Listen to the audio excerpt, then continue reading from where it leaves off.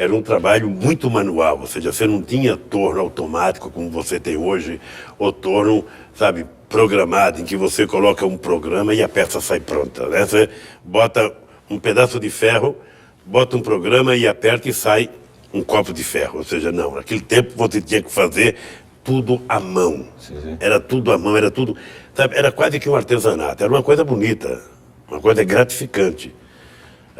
Bom, e a profissão, obviamente, que ela me fez saltar de ganhar um salário mínimo para ganhar 10 salários mínimos. Ou seja, então minha vida mudou substancialmente. Eu, como torneiro mecânico, eu tinha carro. Eu, como torneiro mecânico, levava a minha mulher para almoçar em restaurante pelo menos 2 vezes por mês. Sabe? Agora deve ter caído muito, porque agora virou muito operador de máquina. Naquele tempo, não. Naquele tempo, um ferramenteiro, um mandrilhador, um fresador, sabe, um torneiro mecânico era coisa boa, ajustador. Eu acho que a gente ganhava até mais do que médico naquela época, sabe? Era uma profissão muito importante. E obviamente que, graças a eu ter me formado torneiro mecânico, que eu estou aqui hoje. Senão, eu não sei o que seria do meu futuro.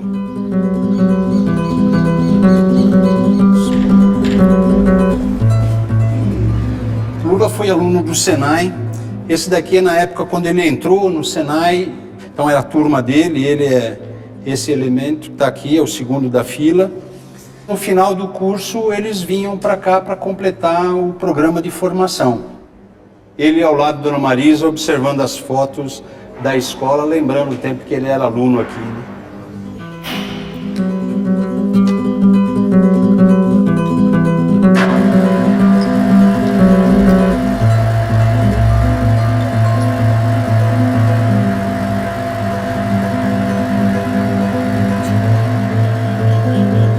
Quando, em 1961, eu fui para o Senai, já foi para minha mãe a glória máxima. Ou seja, eu era o filho caçula, o mais novo dela, que ia ter o direito de aprender uma profissão.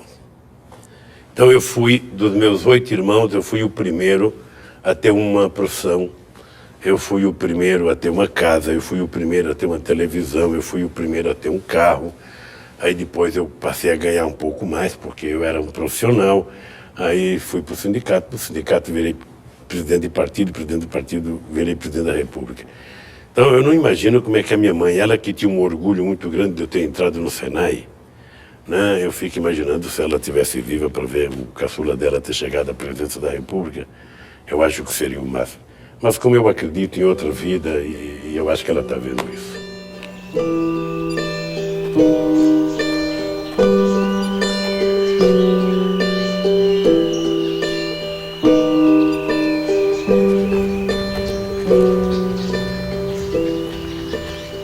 Aqui está o próprio Lula, está Zuzé Agimiro, que é primo, está Zé Graxa, está Jaime, Frei Chico e José, está tudinho aqui. Tudo quanto o Lula merecia, essa família, Deus botou a mão, porque é sofredor. Filho de gente pobre nesses agrestes. Aí tia Lindu carregou tudo para São Paulo. Muito ele só estudando à noite, sempre estudou à noite, ele era esforçado. Quando ele pegou aquele diploma do Senai, aí ela sempre falava, disse, agora melhorou, que eu sei, sendo formado de torno mecânico, né, sempre trabalhava em firma, sempre ganha 5, 6 salários, sempre. Aí depois, quando ele saiu daqui, Frei Chico mexia com o sindicato. Ele era o contrário de sindicato, que não queria nem ver.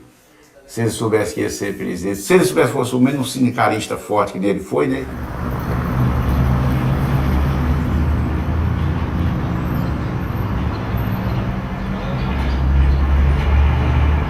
Habiendo colocado desde el inicio del gobierno el tema de la igualdad, el tema del hambre, el tema de tener un país mucho más justo, ¿cómo se podría definir el modelo brasileño hoy? Eu tomei posse dia 1º de janeiro. No dia 10 de dezembro, eu tinha ido visitar o Bush. O presidente dos Estados Unidos tinha pedido uma conversa, nós fomos lá. Chegou lá, aquele homem só falava da guerra do Iraque. E só falava da guerra do Iraque, só falava da guerra do Iraque. E chegou o momento que eu falei, presidente, eu não tenho nada contra o Iraque, A minha guerra não é contra o Iraque, a minha guerra é contra a pobreza no meu país, é contra a fome no meu país. Sabe, porque ele estava quase que querendo que o Brasil participasse da guerra do Iraque. O que o Brasil tinha com o Iraque?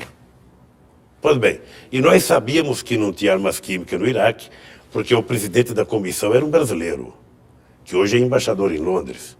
E ele dizia textualmente que não tinha armas químicas no Iraque. Então, houve duas mentiras. A do Bush, dizendo que tinha arma química para justificar a guerra, e a do Saddam Hussein, sabe, porque tinha mentido tanto para o seu povo que não teve coragem de dizer que não tinha armas químicas. Ou seja, então você destrói uma nação por vaidade e sei lá por quê. Num país do tamanho do Brasil, iniciar qualquer campanha de coleta de alimento é uma verdadeira operação de guerra e deve ser feita com muito cuidado e planejamento para que todo esse enorme esforço atinja plenamente os seus objetivos. Nossa guerra não é para matar ninguém, é simplesmente para salvar vidas.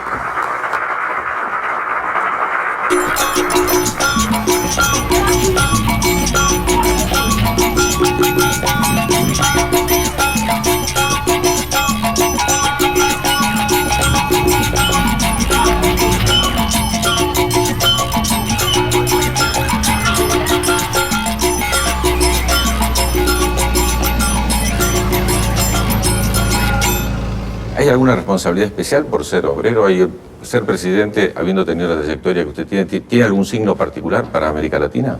Olha, qual é o fato novo na eleição de um operário no Brasil, de um índio na Bolívia, de um bispo no Paraguai, de uma mulher na Argentina e no Chile, de um militar na Venezuela, um militar de esquerda que pouco tempo atrás teria tentado dar um golpe, ou seja, na Venezuela.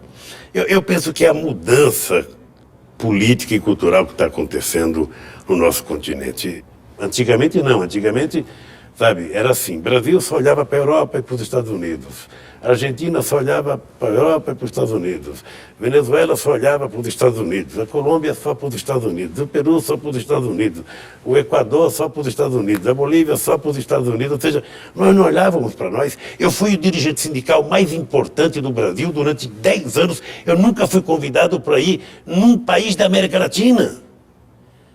Mas todo mês eu ia para a Europa, todo mês eu ia para os Estados Unidos, ia para a Alemanha, para a Suécia, para a Finlândia, para a Noruega, sabe, para Londres, e nunca na Argentina, nunca na Colômbia, nunca. Por quê? Porque nós dependíamos, sabe, da matriz. E agora não, agora nós estamos dependendo de nós.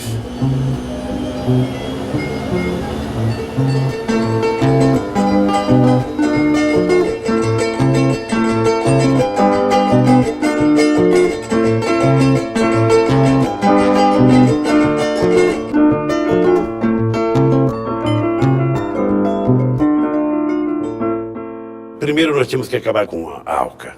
Ou seja, a ALCA era uma peça de ficção dos Estados Unidos para o Brasil, né? Porque que era o país industrializado. E eu achava que se vocês não fizerem como a Europa fez com Espanha e com Portugal, sabe, não tem nenhuma chance. Então não existe esse negócio de ALCA. Bom, acabamos com a ALCA. Depois, nós temos que mudar a geografia política e comercial do mundo. A gente não pode ficar do jeito que está. Então nós temos que nos voltar para a América do Sul no primeiro momento. Ou seja, eram etapas. Primeiro Mercosul, América do Sul, América Latina, África, Ásia e mundo árabe. Nós temos que priorizar esses países nas nossas relações. Então nós precisaríamos procurar os iguais. O que Brasil e Argentina têm de similaridade entre si? O que Brasil, Uruguai, Brasil, Paraguai, Brasil... Ou seja, descobrir as oportunidades de negócio entre nós. Ou seja, nós poderemos nos ajudar muito mais. Eu sou um homem que acredito muito nessa integração. América Latina e África. A África, daqui a 30 anos, estará com 1 bilhão de habitantes. Se desse 1 bilhão de habitantes tiver 500 milhões comendo, sabe, você imagina que é uma nova China. Sabe? E os países ricos têm que ajudá-los a se desenvolver, porque eles serão compradores de máquina dos países ricos. E Brasil e Argentina e América Latina têm que se preparar para poder ser parceiro deles. Companheiro Evo, companheiro Libe, companheiro Hugo, companheiro Venecian, companheiro Chaves, Tabaré, Alan Garcia, Michele. Eu, quando comecei a presidência, dizia que o Mercosul não valia nada. No meu país, a guerra que nós enfrentamos era para que a gente apoiasse, sabe, a ALCA, que era a salvação da humanidade. O México que o diga, com a crise econômica, o que o NAFTA afetou o México. E eu tenho certeza que em quase todos os países não faltaram manchetes para dizer que a Unasul era um fracasso, que a Unasul não resolveria nada, que a Unasul era um bando de gente que não se gostava ou que não se compreendeu. E nós estamos sobrevivendo. Eu não me preocupo porque na minha vida, tudo que eu conquistei foi na base do sacrifício. Nunca alguém deu nada de graça e não vão dar para a Unasul. Não vão dar. O que eu tenho consciência é que a Unasul, no século XXI, ela pode fazer uma mudança radical do que aconteceu no século XX, descolonizar a mente intelectual de boa parte da nossa elite e começar a acreditar de que a solução dos nossos problemas está em nós e não está fora do nosso continente.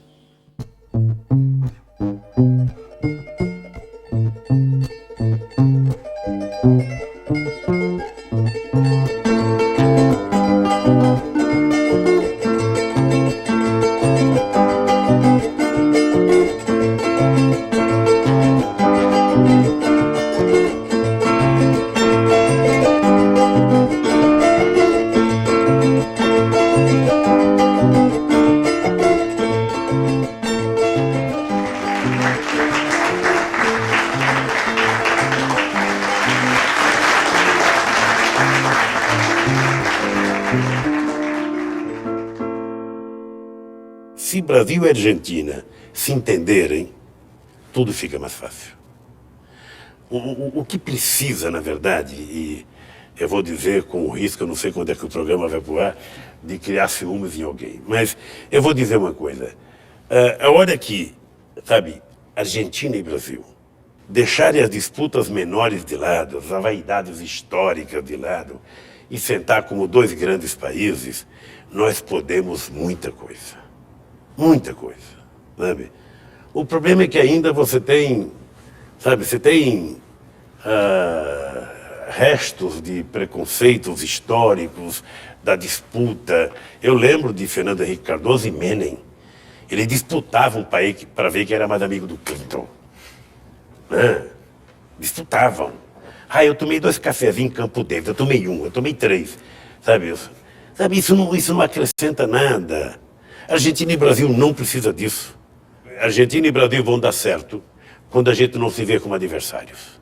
A loucura política, militarista que nos dividiu até os anos 70, até os anos 80, acabou. Sabe? Não tem que ter fronteira, sabe, proibitiva, não. Você tem que, sabe, nós temos que nos sentir, sabe, como irmãos sobre qualquer coisa. Será mais fácil para todos nós. Então é assim que eu vejo. Muita paixão, mas muita vontade de trabalhar.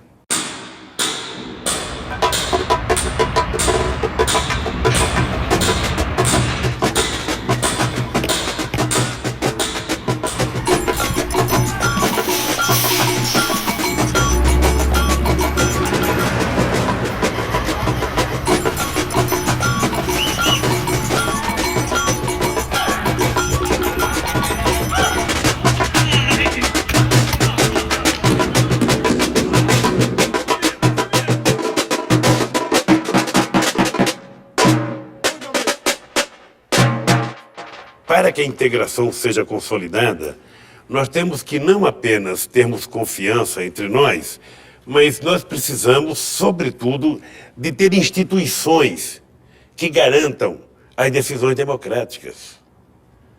Ou seja, nós ainda não temos fórum Qualquer demanda que tem aqui, sabe, o nosso pessoal corre para a corte de Haia. Eu acho um absurdo que a gente não discuta uma corte nossa. Nós já propusemos o Conselho de Defesa, o Conselho de Combate ao Narcotráfico. Nós temos que ir criando mecanismos, sabe, para não ficar dependendo de mecanismo do norte. Nós temos que criar. Então eu sou um otimista exagerado com a questão da integração. Acho que nós ainda temos problemas culturais. Nós ainda de vez em quando levantamos as divergências do século XIX, sabe? É a Bolívia que quer o mar, é o Peru e o Chile que tem divergência no mar, é a Bolívia que tem divergência com o Acre do Brasil. Ou seja, sabe, não é possível. Nós precisamos pensar no século XXII. Nós temos que aproveitar o século XXI e transformar a América do Sul, a América Latina, num baita de um continente.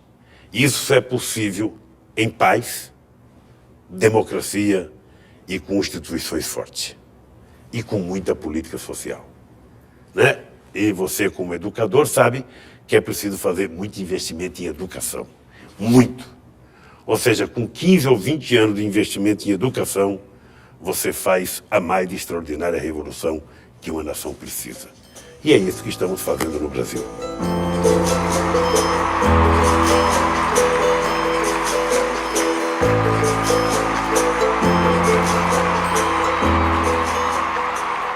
Eu acho que Lula será lembrado pela sua ousadia de compromisso com o povo. O grande revolucionário do povo brasileiro. Uma revolução sem armas, né? Uma revolução sem ditadura, né? Uma revolução que soube respeitar os adversários e até os inimigos de classe. Então isso, na verdade, são gestos que marcam definitivamente a história do político Luiz Inácio Lula da Silva. 2010 va a haber elecciones y vamos a empezar el año 2011 y Lula no será presidente de Brasil. ¿Cómo se imagina el 1º de enero del 2011? Eu ando com uma tristeza, porque vai ser, desde que nós conquistamos o direito de ter eleições para presidente, é a primeira vez que eu não concorro. Então eu penso que os eleitores vão sentir um pouco de falta, porque 89, 94, 98, 2002, 2006, o meu nome estava na cédula. Vai ser a primeira vez que não vai estar.